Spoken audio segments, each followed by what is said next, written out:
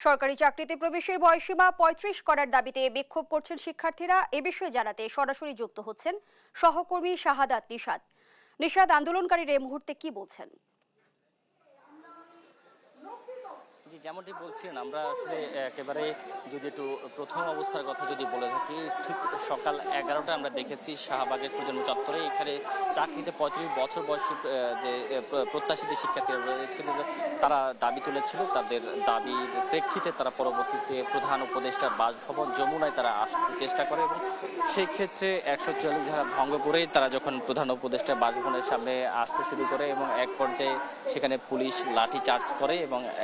TSL নিক্ষেপ করা হয় এবং টিএসএল নিক্ষেপ করার পরে আমরা দেখেছি এক পর্যায়ে তারা কিন্তু ছত্রভঙ্গ হয়ে যায় এবং ছত্রভঙ্গ হওয়ার পরে কিন্তু তারা আবারও একত্রিত হয়েছে এবং একত্রিত হয়ে তারা বর্তমানে প্রধান উপদেষ্টার যে বাসভবন সেই বাসভবনের সামনে অবস্থান করছে এবং আমরা দেখেছি ঘন্টা খানেক আগে তাদের ৪ জন প্রতিনিধি যমুনার ভেতরে গিয়েছিল এবং ভেতরে যাওয়ার পরে আমরা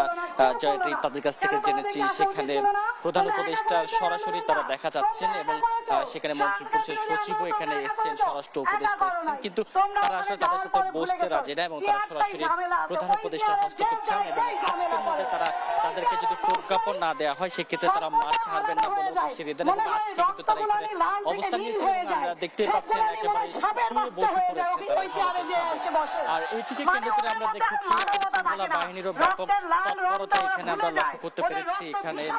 ডিবি থেকে শুরু করে র্যাব এবং সেনাবাহিনীর ব্যাপক টহল জোরদার করা হয়েছে এবং সেই ক্ষেত্রে যদি আমরা দেখি এখানে বিভিন্ন জায়গায় আইনশৃঙ্খলা বাহিনীর দুই পাশেই কিন্তু রাস্তা অবরোধ করে দেওয়া হয়েছে এবং সেই ক্ষেত্রে যান চলাচল যেটি ছিল যান চলাচল কিন্তু বন্ধ করে দেওয়া হয়েছে এবং এখন পর্যন্ত যে অবস্থা আমরা এখানে লক্ষ্য করতে পারছি সেখানে যে আন্দোলনকারীরা তারা তাদের আন্দোলন চালিয়ে যাচ্ছে এবং সেই ক্ষেত্রে প্রধান উপদেষ্টা যতক্ষণ না তাদেরকে প্রজ্ঞাপনের যে আশ্বাস দিচ্ছেন ততক্ষণ পর্যন্ত তারা এখানে অবস্থান নেবেন বলে আমাদেরকে জানিয়েছেন। তো এই ছিল রাষ্ট্রীয় প্রধান উপদেষ্টার যে বাসভবন যমুনা, সেখান থেকে সামনে থেকে আমাদের